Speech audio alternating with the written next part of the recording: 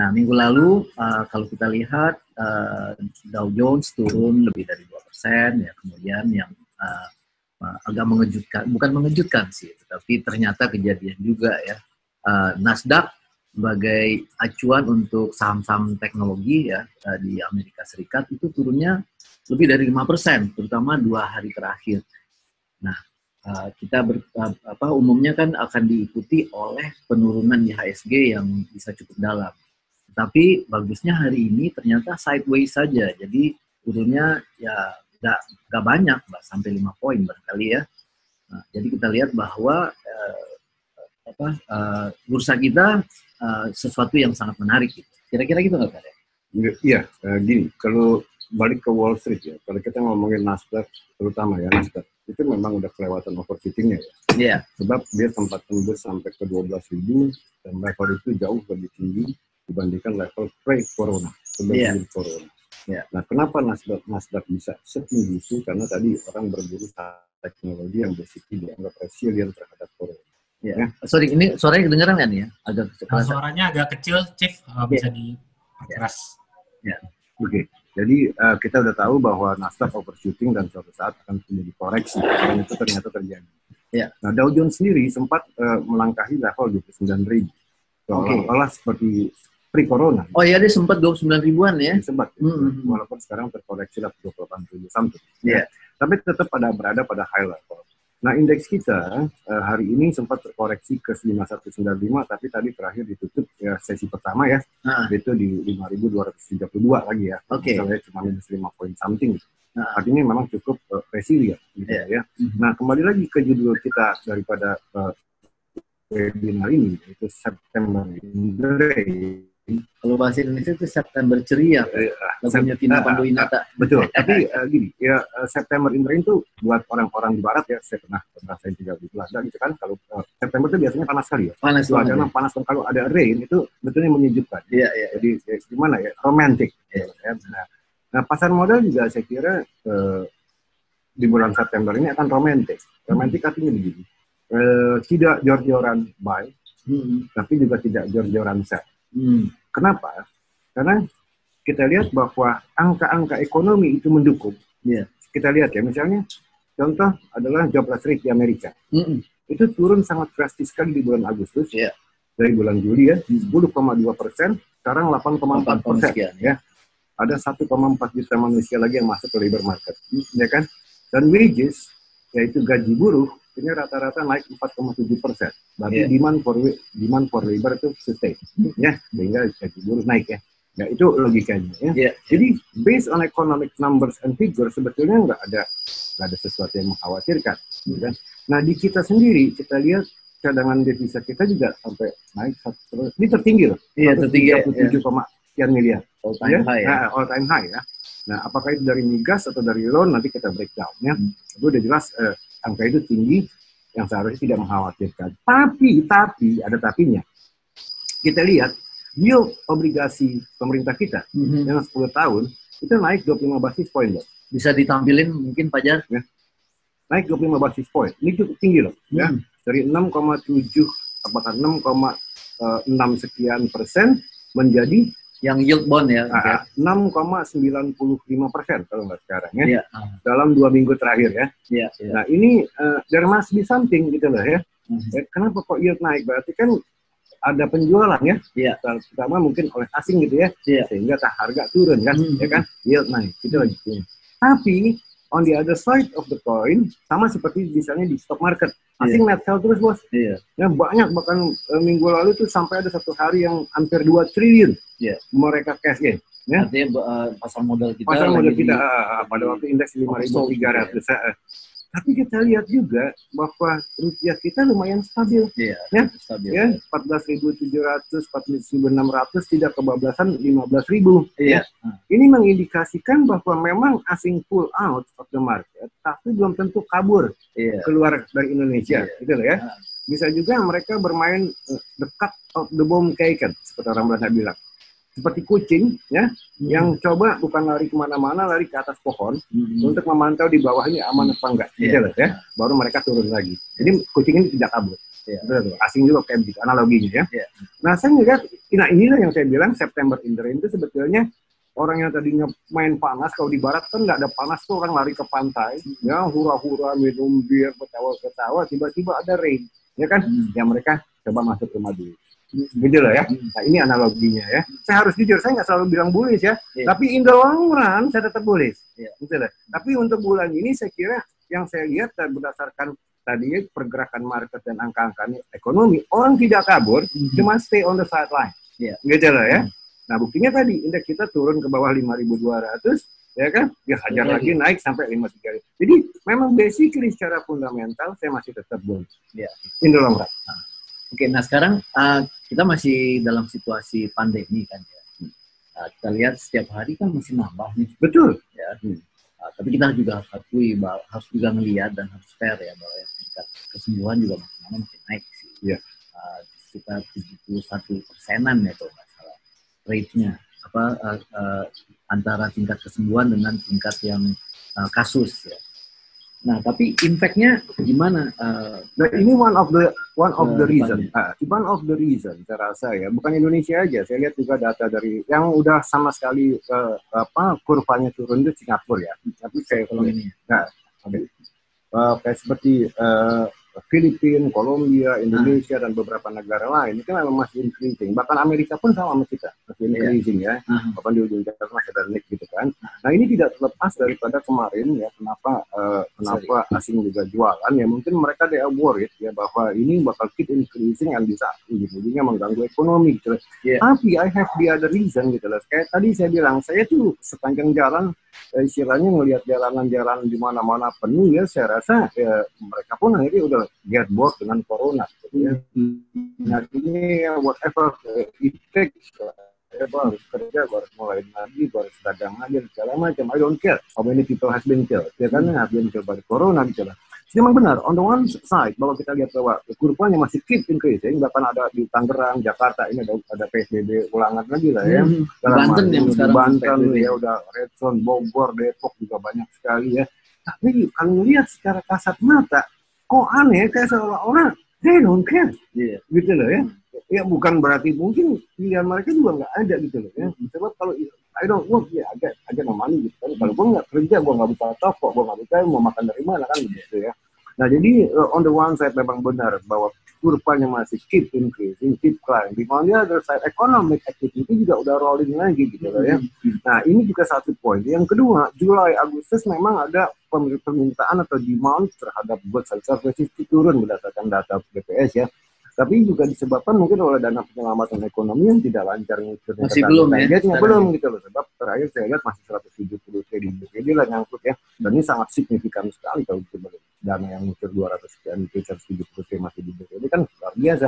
Nah saya harapkan secara administratif ini udah clear gitu loh. Sehingga kembali lagi ekonomi tambah kencang, roda ekonomi. Ya, tapi gini, kalau resesi itu bisa jadi kemungkinannya bisa makin besar dong ya di kuartal ketiga ini. Resesi is given tadi saya bilang. No matter what the number is, ya kan resesi kan macam-macam gitu loh. Ada yang 5%, ada yang 10%, yang 12%, ada juga yang cuma 0,0 sekian persen tapi juga resesi. Iya, maksudnya udah resesi juga gitu loh ya.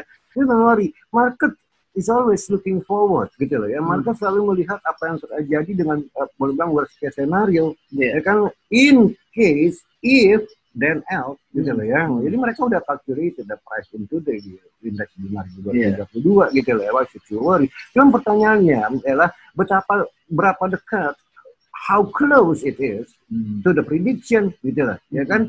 Nah to the expectation nantinya ya kan. Saya melihat ekonomi kita cukup resilient. Kenapa? Tadi saya bilang kita dominated by UMKM yang nggak bisa lama-lama lockdown. Ya kan? Sudah oleh itu gue daripada di rumah ditabokin bini mendingan mati di jalan kena corona kan begitu. Ya kan? Ini lagi nggak tukang ojek misalnya rumah ojek mati di rumah sama bini itu kan gitu ya. Nah jadi ini juga ada plus minusnya gitu loh. Tapi saya tetap yakin kalau melihat aktivitas secara real, bahkan saya mau keliling Jawa ini sampai Surabaya pengen lihat dengan mata kepala sendiri, apakah memang economic activity is already there ya atau memang ada hambatan gitu loh ya. Benar pengen kolab juga sama beberapa teman gitu kan sekalian lihat. Saya yakin banget ini semua roda ekonomi udah rolling. Jadi sebetulnya resesi itu bukan harusnya sesuatu yang itu udah tahu dong, dari awal corona itu, outbreak of the corona, orang udah tahu this will be recession. Oke, jadi sebetulnya itu harusnya di-embrace ya, harusnya kita ya udah. Ya sekarang kan yang menjadi persoalan begini, bukan resesinya itu sendiri, how effective ya kan the government stimulus is di dalam menangani corona.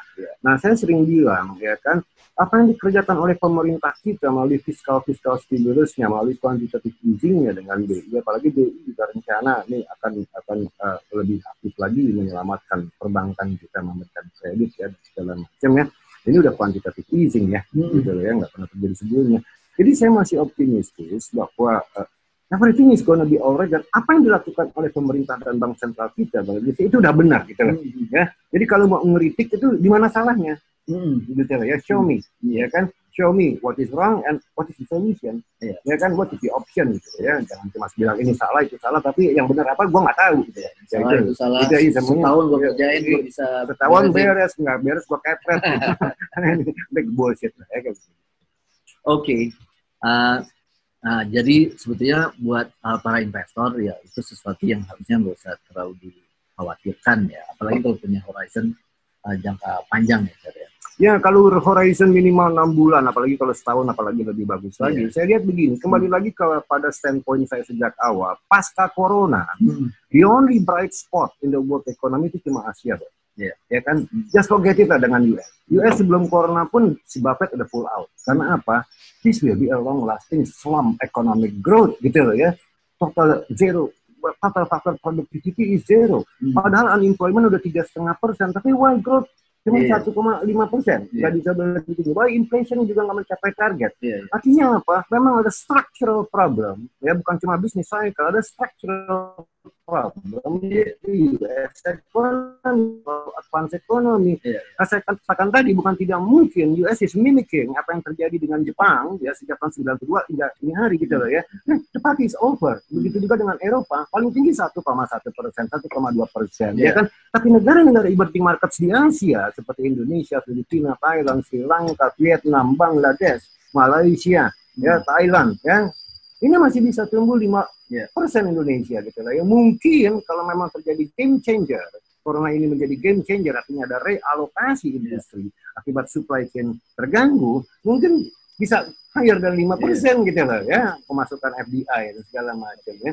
Jadi dan juga jangan lupa, saya masih yakin banget ya bahwa this century, abad ini akan belong to Asia. Saya tetap yakin ya, karena saya bilang abad ke-19 milik Eropa, abad ke-20 milik Amerika, sekarang dengan the emergence of China, bukan tidak mungkin abad ini ke abad ke-21 will belong to Asia.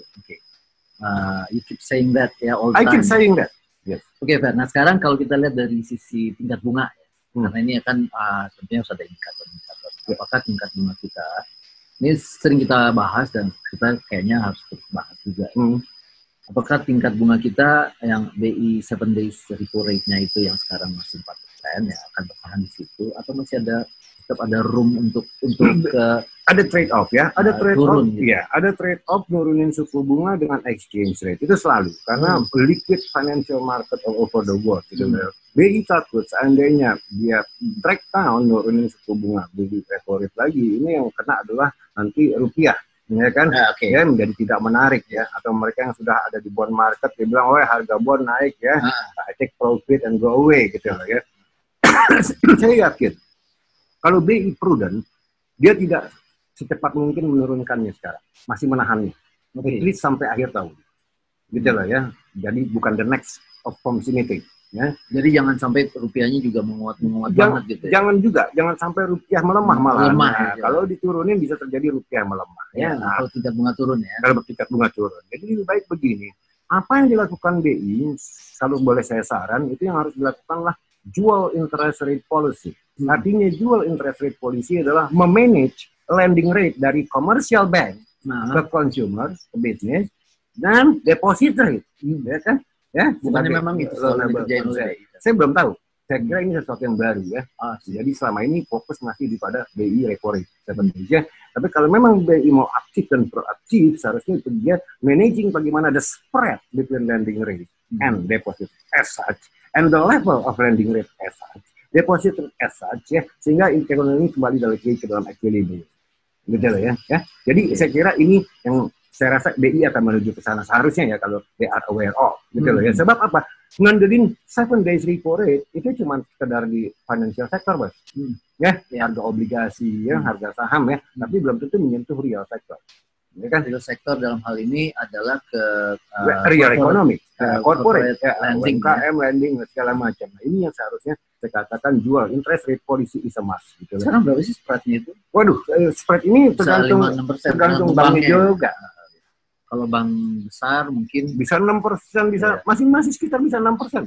Dan ini huge spread ya kan, sampai bank dibilang wah ini net interest marginnya sudah kelewatan tingginya gitu ya. Tapi nggak ada competition, ya kan pasar modal kita ini sangat cetek sekali sehingga when you need funds, you go to the bank, nggak bisa lain, ya kan nggak bisa fundraising di tempat lain. Oke, jadi kaitannya kalau dengan ini kan gimana Fer? Dengan US rate ya, dengan Fed Fund rate. Fed Fund rate ini menurut saya akan sangat lama sekali, dan itu juga udah ada di dalam announcement-nya si Jerome Powell pada waktu di Jackson Hole ya 2 minggu lalu ya, dia bilang istilahnya begini, I will remain dovish, ya kan akan dovish, jadi akan tetap mempertahankan juga dan menunggu sampai full employment. Full employment itu maksudnya begini, maximize employment sampai benar-benar labor marketnya tight gitu loh ya. Sekitar 3,5% lah kalau acuan sebelum pre-corona, dan sekarang masih di 8,4% ya kan ya, jadi masih jauh sekali ya kan ya.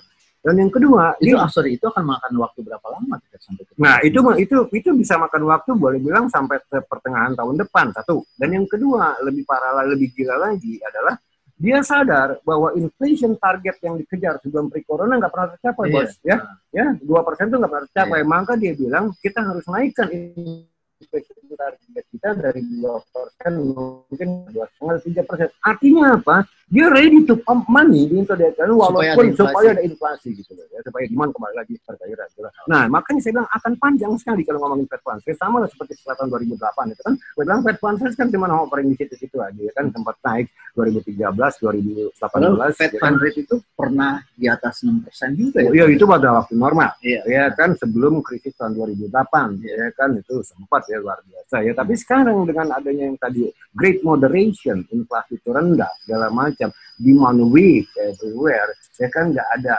inflation pressure, there is no reason to raise interest rates.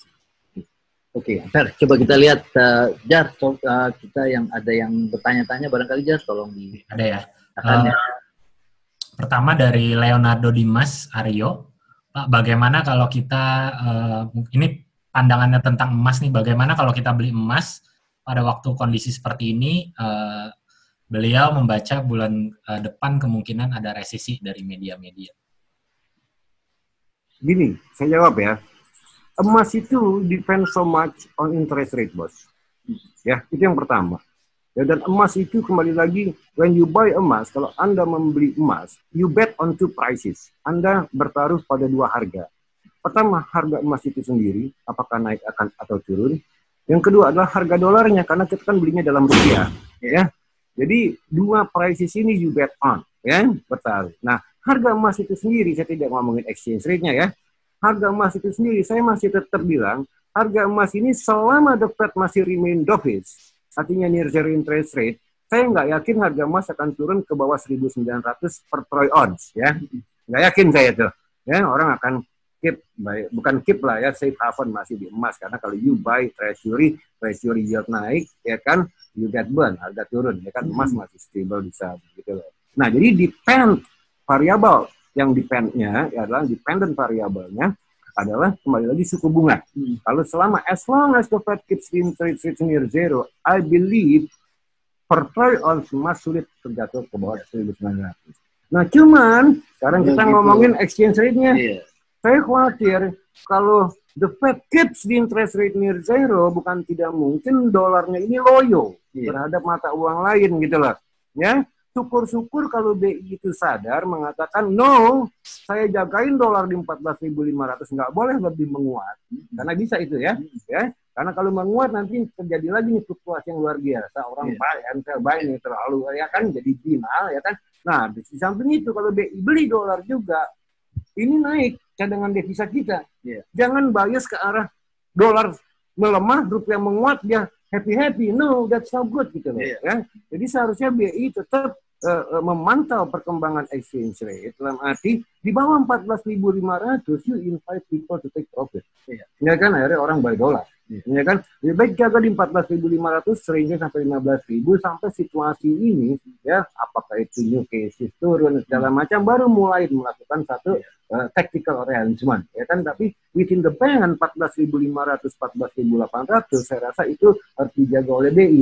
Nah artinya apa, kalau memang ada kepastian bahwa BI akan menjaga seperti itu, dan saya yakin juga BI akan menjaga, karena kalau rupiah terlalu cepat seperti kemarin lah beberapa bulan lalu, sempat ke 14.500 jadi 14.000 bahkan ke bawah 14.000. Yang terjadi adalah orang buy akhirnya mental lagi kalau 15.000. And that is not good for business. Karena bisnis itu maunya kepastian, yaitu volatility kagak ada gitu loh. So I know how much I spend when I buy goods, ya kan, I know how much I can sell it gitu kan. Jadi kalau yang tidak stabil begitu, no good for the economy. Jadi balik lagi ke Mas tadi, kalau memang you are sure bahwa BI akan keep the exchange rate dolar di atas 14.500 dan the Fed near zero masih tetap, saya rasa masih aman.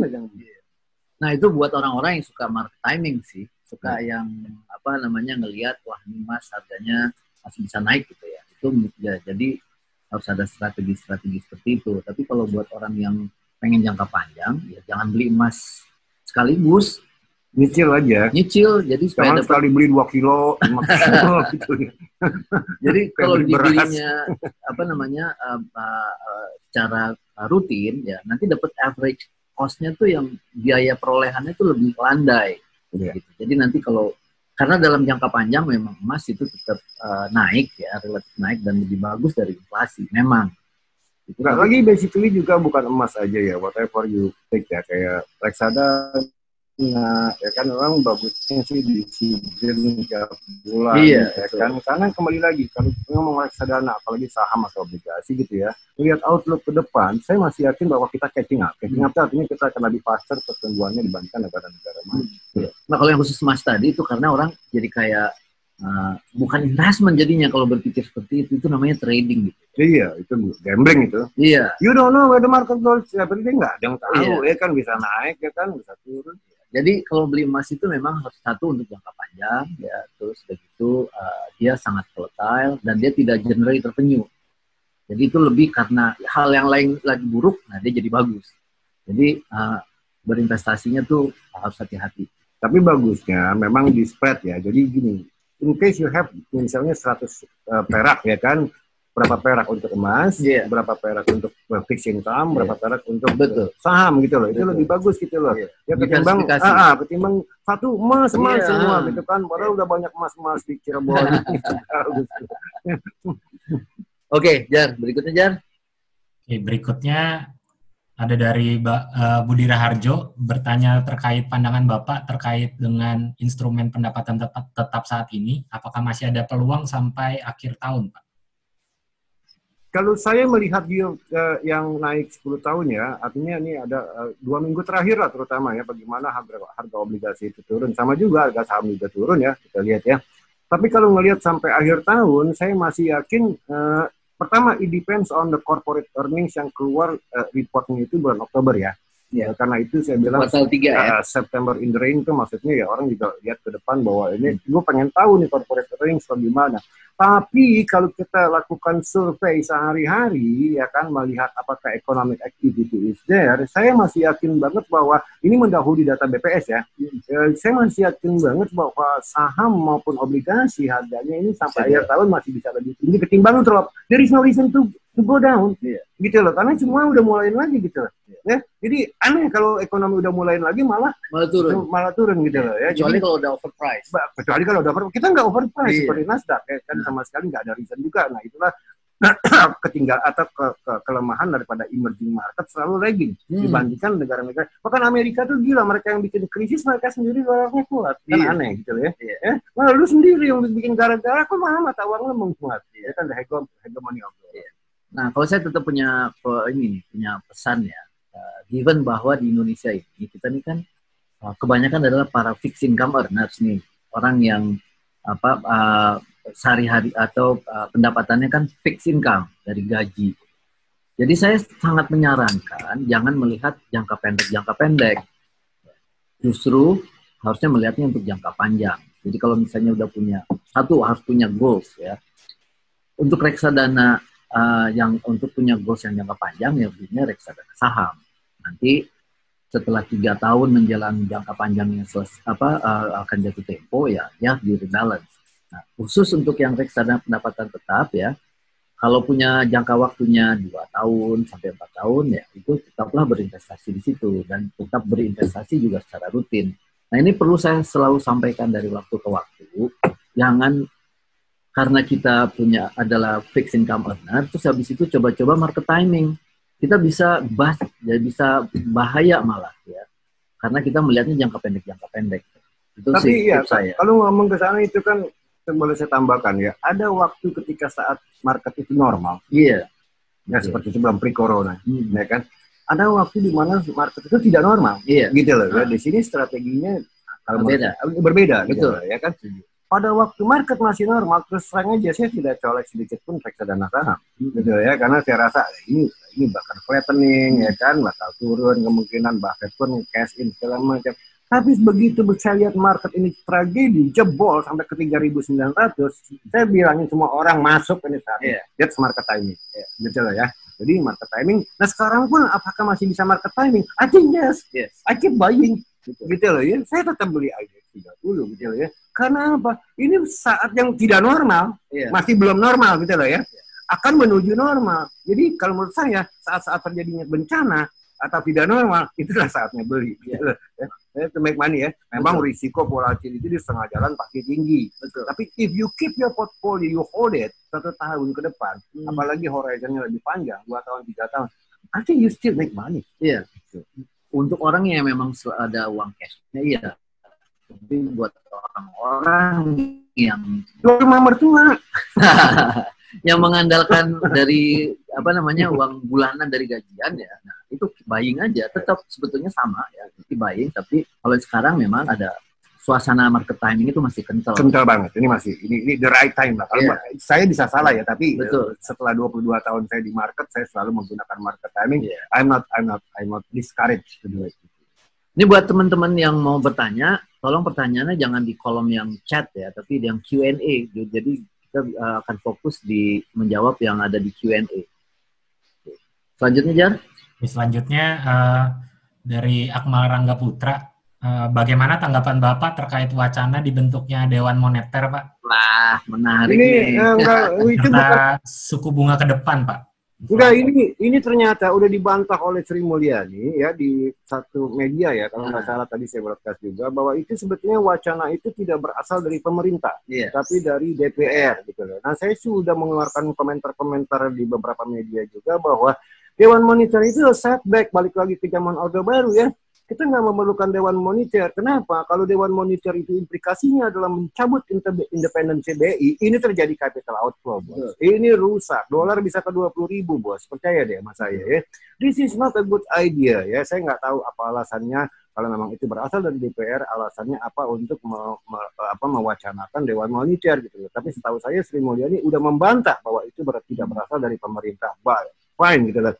Jadi yang namanya Dewan Moneter, bos, it is a bad idea, apalagi dalam kondisi tragedi seperti ini. Ini akan mengirimkan sinyal negatif ke market. Nah, yang kedua, memang itu bukan sesuatu yang tepat ya. Ini memberikan sinyal negatif kepada market bahwa there is something wrong, gitu ya, yang very very serious sampai akhirnya membentuk Dewan Moneter ya. Nah, justru isu yang berkembang saat ini dan mungkin benar adalah isu adanya bukan konflik ya, mungkin ada dispute antara OJK dengan Bank Indonesia mengenai sistem atau mengenai tugas pengawasan perbankan gitu ya. Ada wacana mau mengembalikan pengawasan perbankan ke BI gitu lah ya. Nah, di situ pun saya sebetulnya against juga, saya tidak setuju karena udah benar sebetulnya konstruksinya bahwa pengawasan perbankan itu ada di OJK ya.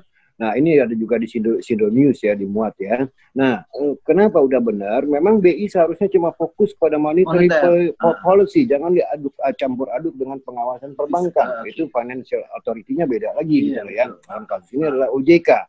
Nah, kalau memang ada indikasi ketidakpuasan bahwa memang ada indikasi terjadinya moral hazard di OJK dan mungkin sistemnya masih ada loophole, kan?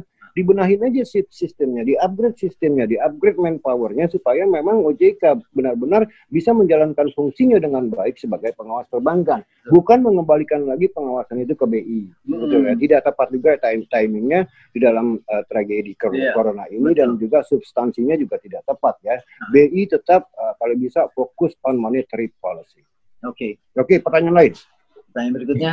Pertanyaan berikutnya dari Joyce Rain, Om Ferry, peningkatan cadangan devisa pada Agustus kemarin sekiranya dipengaruhi oleh penarikan pinjaman luar negeri serta penerimaan pajak dan migas. Kira-kira yang lebih dominan apakah karena loan-nya apa dari sisi revenue dari migasnya, Pak?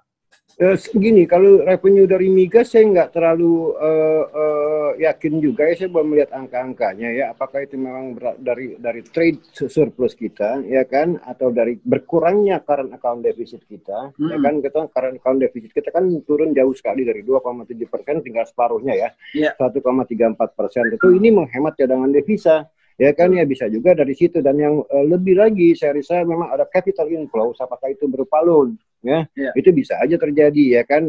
Saya nggak tahu juga apakah itu private sector atau government sector ya.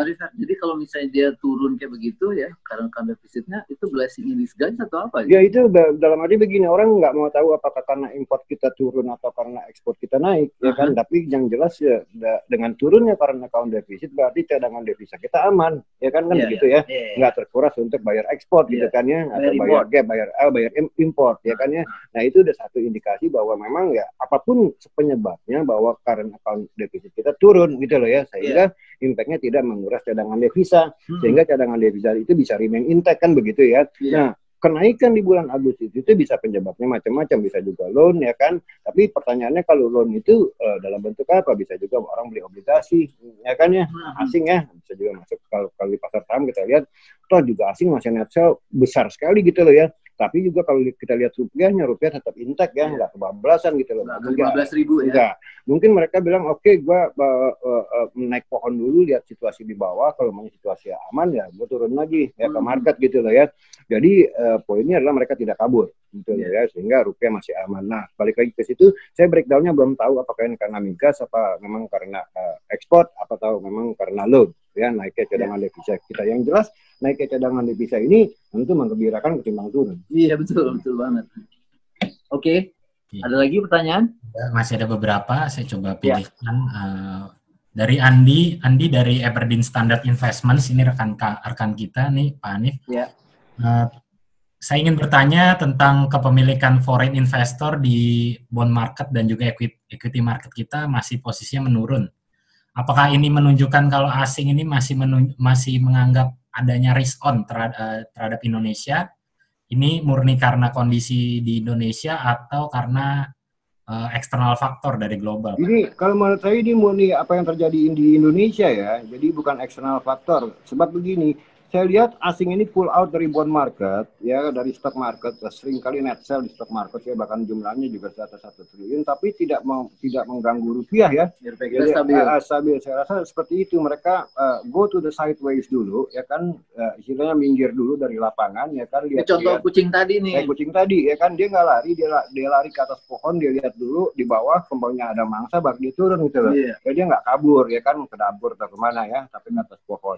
Nah, yang kedua, kembali lagi, kalau external factors itu kita ketahui bahwa The Fed sendiri, kalau kita ngomongin dolar, itu kan udah ketahuan remain dovish gitu loh ya.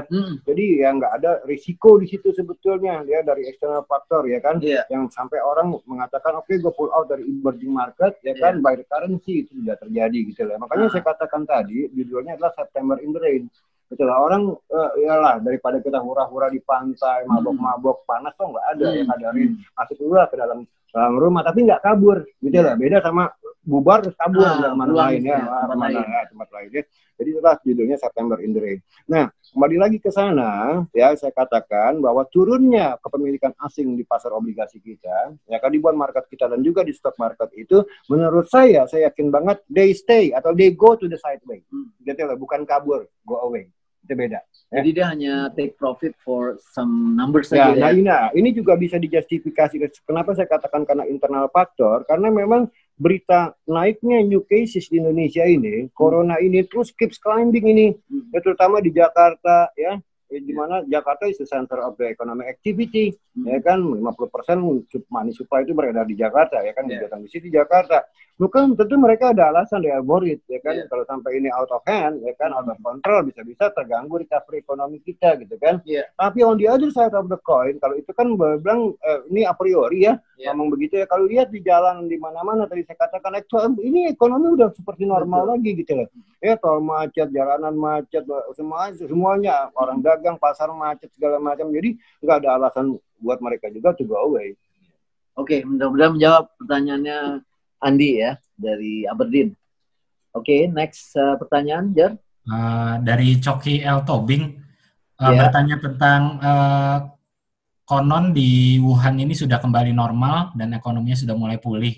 Nah, QE di Indonesia dengan bantuan langsung dari pemerintah ini berjalan lambat sekali. Jadi distribusinya yang mungkin baru beberapa persen. Ada tanggapan nggak Pak terkait dengan ini penyaluran distribusi yang belum efisien? Ya itu tadi saya bilang problem negara kita ini dari dulu ya, bukan baru-baru aja, yaitu problem database, bos. Ya kan, ini database di Indonesia ini sangat memusingkan sekali ya kan, sehingga sedemikian rupa begitu tiba saatnya untuk memberikan penyaluran dana penyelamatan seperti ini. Kan kalau umpamanya ada satu nama yang harusnya mendapatkan uang, ternyata database-nya hancur, salah target loh. Ya kan, ini saya rasa juga kemungkinan itu masih ada. Iya, saya rasa eksekutor di bawah pun nggak berani sembarangan, walaupun di atas diomelin gitu loh ya. Sebab kalau sampai mereka gara-gara database eksekusinya ngaco, ya kan tidak mereka tanggung jawab, mereka yang kena, mendingan diomelin gitu kan ya. Jadi itu juga di sini kita nggak bisa menyalahkan siapa-siapa, karena kembali lagi ya database-nya ini warisan juga dari zaman lalu gitu ya. Nah mudah-mudahan dengan corona ini satu pelajaran yang menarik, momentum yang bagus ya. Momentum yang bagus bagi baik regional government, pemda-pemda di daerah maupun di pusat untuk memperbaiki namanya database gitu loh. Ini sangat penting sekali gitu loh ya, untuk bikin KTP, untuk bikin SIM, untuk pajak dan segala macam. Jadi mudah-mudahan ini menjadi pelajaran bagi pemerintah untuk memperbaikinya setelah corona ini berakhir. Oke, Jar. Next, Jar. Mungkin kita 2 pertanyaan lagi ya, Chief ya. Ya, oke. Saya coba korelasikan yang fokus kita ke market outlook. Ini coba saya rangkumkan dari Zainul Fadilah dan juga Gunawan Pratama Yoga. Terkait jika kita komparasi dengan indeks-indeks di negara-negara lain, IHSG masih lagging nih, Pak. Dan juga terkait dengan indeks-indeks saham syariah kita, yang belum naik juga kinerja-kinerjanya. Bagaimana kira-kira prospek ke depan, Pak? Ya ini kesempatan ya, mumpung kita lagging, kalau menurut saya justru ini blessing in disguise ya. You can buy low ya, you kan dibandingkan dengan negara-negara lain yang udah duluan gitu loh ya. Makanya saya bilang I keep buying gitu loh. Kenapa? Kembali lagi kita lagging itu tadi ya banyak alasannya. Pertama adalah kembali lagi bahwa kita nih di mata dunia kita nih nggak benar mengurus corona ini gitu loh ya.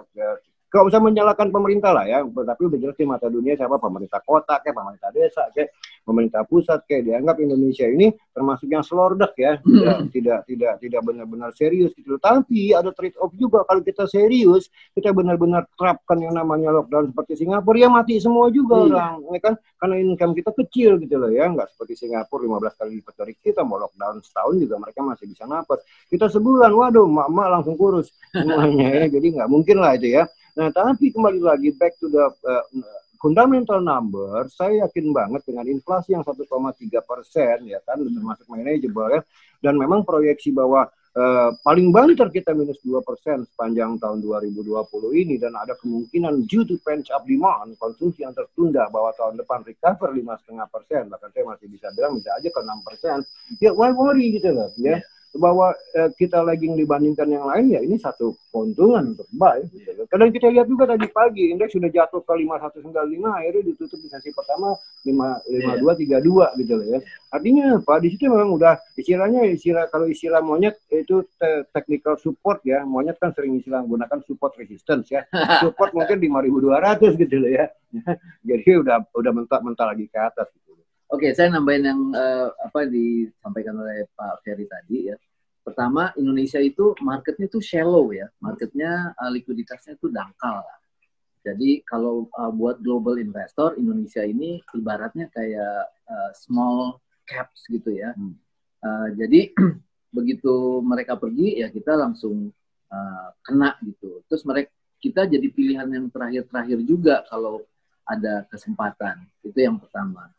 Terus yang kedua, kalau yang buat saham-saham syariah, kenapa masih belum balik ya?